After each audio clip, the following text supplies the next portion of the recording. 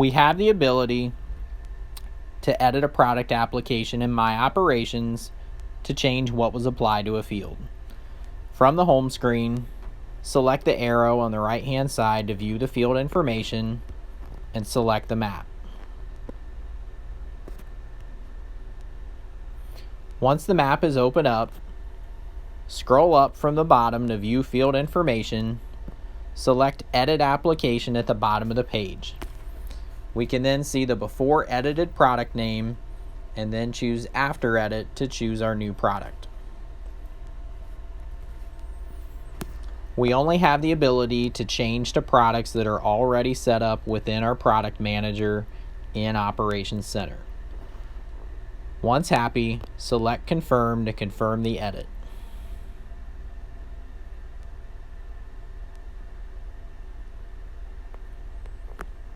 We also have the same ability if we go into Analyze, select Product Application at the top in our summary view, select the field, select the product, and we can also edit from the Analyze screen as well.